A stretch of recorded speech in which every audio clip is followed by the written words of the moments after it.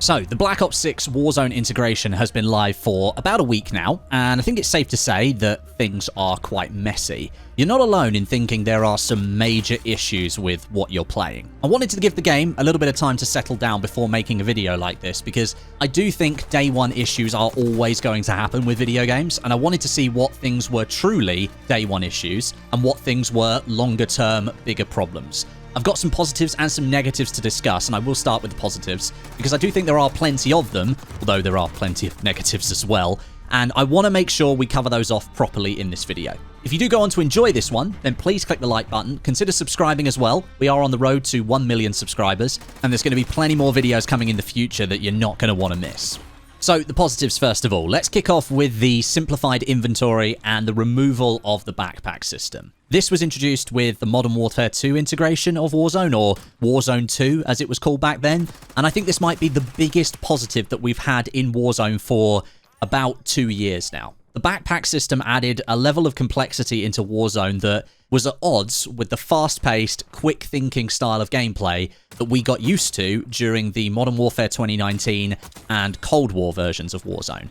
And while the backpack system was added to try and give players more options with their gameplay, what resulted was too many options for players, because what you could do is pretty much anything. You could hoard powerful streaks if you wanted to. You could hoard all the pickups you wanted to, all the different types of equipment in your bag until later on in the game, and then you could spam them all in the final moments in order to just create chaos and basically cheese a win in Battle Royale. Think of the huge prevalence of smokes in the final circle, how people could just spam them to cover the circle and restrict vision way more than was ever intended, calling in airstrike after airstrike to massively limit player movement. Those kind of things. That was bad with the backpack system. And that's now all gone with the removal of that system. We're now back to having to make choices between powerful items and not simply carrying everything. You want extra plates late on in a game? Have a player in your team carry a plate box, and then you can take an ammo crate so that you've got one of each. One player can take a UAV, and then someone else can take an airstrike. We're making decisions again here. We're not just whipping things out of the prison wallet and then spamming them all the way across the war zone. In a similar vein, I like the somewhat simplified create a class system, now with the wildcards that have been added. I wasn't actually sure at first whether this was going to be good for the game or not, but I've already seen the benefits of it. Being able to choose whether you want to run Overkill and have 2 primaries versus Gunfighter, which allows you to have one 8-attachment primary weapon, that's a great option. You could have some setups using Gunfighter that you'd rather take as a loadout, let's say late on in a game, like a more versatile SMG or assault rifle into the final circle, something like that. Whereas earlier on in a game, you might have another loadout that uses Overkill and have more adaptability with 2 different primary weapons built for different gunfights. Overall, I think it's bringing in variety to your weapon choices, which is a good thing, considering 95% of the time in Warzone, you're carrying your weapons around and you're getting into gunfights. Having lootable perks in the game again is a good step, especially having a couple that right now aren't available in loadouts and are only available as ground loot. I think those are Irradiated and Shrouded, if my memory's correct. So if you find those on the map, you've got a perk that almost no one else will have. It's something that was added during the Caldera days, and I think it's still a good element of Warzone. Keeping it moving into the future, that's a good thing. I really like the introduction of the Warzone-specific camos and reticles. These are really good unlocks that you can grind towards if you're somebody who always likes having things to unlock, or you can just passively unlock them over time as like an additional reward for the time that you spend playing. And you can bring all the multiplayer and zombies camos and reticles into Warzone as well, which I like. I'm quite partial to the purple or pink dot reticles that you can unlock in zombies. They're really nice to use those in Warzone. And overall, it's just another good personalization feature for you to have. Omni movement, I think, is a net positive for Warzone, even if it's a system that I myself haven't found obviously useful in too many situations. But I do know I'm still benefiting from it. Quite a few times I've caught myself sprinting sideways to get out of a gunfight. I've been sliding backwards to change a gunfight. And it's not really until after I make the move that I really appreciate what I ended up doing. And there will be plenty of people out there that will get far more mileage out of the Omni movement system than I will. Those movement kings will be absolutely loving it. But it's certainly a system that I feel works better in Warzone than it does in multiplayer. I think those MP maps are just too small, with too small a gap between cover for the additional movement to really feel like a proper positive. Whereas here in Warzone, there's plenty of open space to cover, so being able to manipulate your character in new ways is certainly a benefit. I also think, as the game stands at the moment, the meta is really open. Lots of different options that you can try right across the spectrum of Black Ops 6 weapons. Less so the MW2 and MW3 weapons, and I'll come back to those in the negative part of the video. But right now, almost every weapon from Black Ops 6 has a use in Warzone. It can compete in some way, and that's great for weapon variety. You're not just facing the same overpowered, same attachment weapon fight after fight. Whether that remains the same way right through the life of this version of Warzone, that remains to be seen, however. But I will say, whoever decided to remove the riot shield from Warzone, you're the real hero. Not having to deal with those in solos with the throwing knives and the stuns, well, it's just so much more enjoyable to play solos in this version of Warzone compared to the last one. So thank you, whoever at Raven or Treyarch made that decision. You're awesome.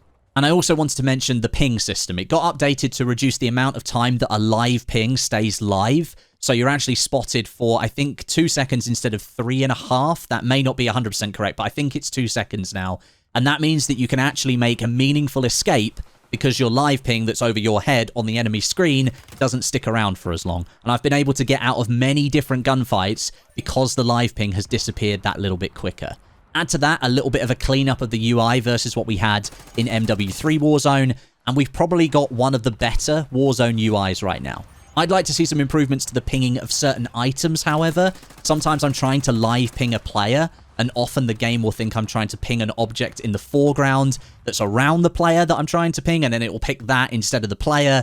It's a little bit annoying. So maybe some tweaks to the way the game detects different items to ping is needed in a future update. So those are my main positives for this Warzone integration, and now we're going to get into the negatives. And one thing you will notice is that a lot of these are actually tied into the positives that I've just spoken about, and that's because right now Warzone is so buggy and messy that there are issues affecting pretty much all aspects of the game, so let's get into it. First up, despite me saying Omni movement is a positive, it's also quite buggy and it's not working as intended. I've experienced a huge amount of dead slides where you want to go from sprinting into a slide and the game just doesn't do it, and instead it puts you into the crouch animation. Mantling feels really slow sometimes. Certain objects should clearly be quick hops over, and you end up being pulled up and the animations are slow. Sometimes actually getting sprint or tac sprint to activate is a real chore, and you end up spamming the sprint button, and after several presses it finally registers and it clicks in. It's been a bit of a struggle to get Omni movement feeling as smooth as the developers obviously intended it to be. Now, last night Treyarch addressed some of this in a patch. They fixed the unable to activate sprint issue. That was caused by too many actions happening before the call for sprint was activated. Apparently they fixed it. And they reduced the minimum sprint time needed to get your character to enter a dive or slide. So progress is being made, but I still think there's a ways to go. Sticking with speed though, there are a few more issues I'd like to highlight. The animations for deploying and interacting with the plate, ammo, and utility boxes has been reverted back to the launch MW3 levels, something Raven fixed nearly 12 months ago. That doesn't fit with the flow of the current game at all, so getting that fixed and back to the faster deploy and interact is something the devs need to address. I mentioned certain mantling animations where your character just feels like it loses all momentum sometimes. That's frustrating and needs to be looked at. Reload times for a lot of weapons, they just feel really slow. And that might be the result of an intentional change or the removal of the sleight of hand option as a perk. It's one of those two things. Reloading now just feels really slow and it massively impacts how gunfights can play out. You get caught with your pants down so much more often in this version of Warzone compared to the last one. And again, last night Treyarch did patch the game and they sped up the AR and LMG reload times by 10% across the board. So the devs are making changes, but in general, the speed of having your weapon ready in gunfights just feels a bit off at the moment. Oh, and add to this weapon swapping. That feels really slow too. I don't know if that's something the devs will address in the future or whether that's an intended thing, but again, it's just adding to that overall slow feeling of the game. Now, let's speak about the audio. Man, this is such an annoying topic because you'd think after 5 years of audio complaints that the team behind Warzone would anticipate it would be a really sore spot if they got it wrong, and they do everything they can to make sure the audio is good, and every year it just seems like there's problems with it. This year, although now like sort of fixed because it was the first update they put out, the audio was probably the worst it ever was. This weird, echoey, friendly footsteps that you can't discern direction on, but then you can't hear enemy footsteps, so they're completely pointless. Basically, no parachute deploy sounds, and someone's landing 2 feet behind you, and you can't hear them. Massively delayed announcer voices, insanely loud kill streak audio that just dominates every other sound in the game. The list goes on. This has to be prioritized going forward. And someone working on Warzone, can you just write down all the correct audio settings this time and make sure they are the exact same settings that you use for the next integration, please? It would save you a massive headache next year. Audio is still not working 100% correctly, and the devs are working on it. They've already patched it once, but they still need to do more work. I mentioned the meta being really open in the positive section. I want to talk about the meta not being so great for MW2 and MW3 guns right now. I kind of feel like they're just going to get left behind. There's over 100 weapons in this version of Warzone with those 2 games and the new Black Ops 6 weapons. That's just way too many. They're all there in the menus if you want to use them, but trying to somehow fit all of those into the balancing model, which at the moment is pretty good with just the Black Ops guns, that's going to be really hard. I've got no idea how the devs are going to manage over 100 weapons. But I feel like we're just going to have situations, even a little bit like we did during MW3, where some of the older MW2 guns just end up getting broken with a patch, and then people use them and abuse them for a few days, and then Raven just came along and nerfed them into the ground and made them irrelevant. If that's what they're going to do here again, in this new version of Warzone, and this time with MW2 and MW3 guns, then why even bother having them as options in the game? If you really want to do something cool, Raven, if you're listening, take a few of the weapons each season from MW2 and MW3 from the weapon pools, and then, you know, buff them and bring them right up to the level of the Black Ops 6 guns, and then highlight them as, like, legacy options that players could use to be competitive. That'd add some proper value and variety to some of the older guns in the game, rather than just making all of them available, but 99% of them being completely useless. Just a thought. Lots of people that I've been speaking to have been complaining that the game is like a visual downgrade compared to MW3. Personally, I don't feel that's the case, but that's perhaps because I've got my settings dialed in and they're what I prefer to look at. I don't know. But if people are complaining about the visuals as much as they are, then there is probably an issue that I'm not personally experiencing. So I wanted to mention it here.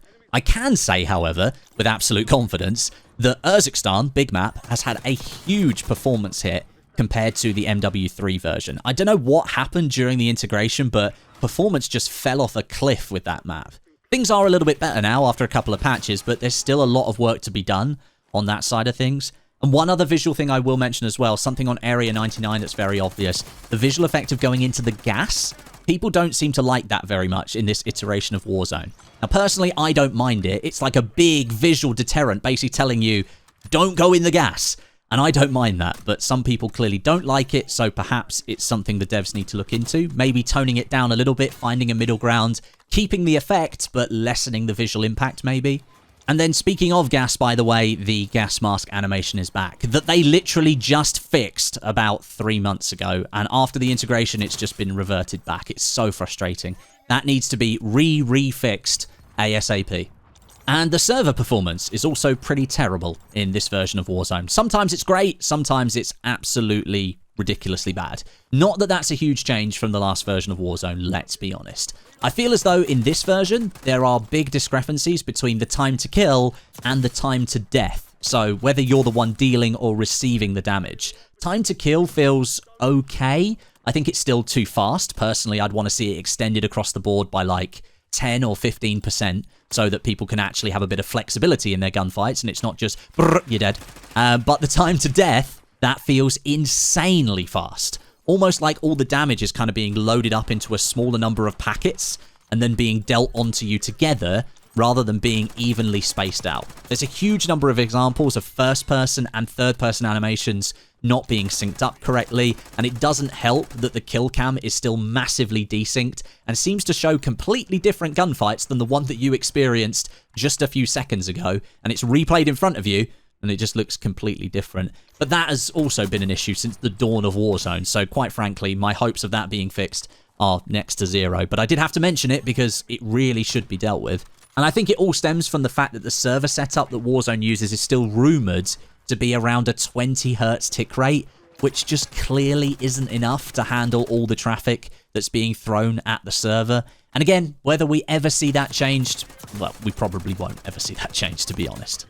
I think there's probably a lot of other smaller issues I could mention, like loadouts being bugged and sometimes disappearing for people, blueprints messing up your loadouts of your weapons, some of the attachments on those blueprints not working correctly, the friends list is bugged, half the perks in the game have little to no impact, or their effects are just not matching up to player expectations. I mean, the list really does go on. I think you get the idea. The game needs a lot of work. But if we zoom out a little bit, I do actually think if the team fixed the majority of these issues, then the game underneath is a solid version of Warzone, way closer to the original version that we all fell in love with. It's more streamlined, I think it's more focused, and I genuinely do think it's more fun to play when it works. The team this year have dispensed with a bunch of the fluff and the bloat that MW2 added that nobody really asked for at the time, and we're getting back to what Warzone, I believe, should be like.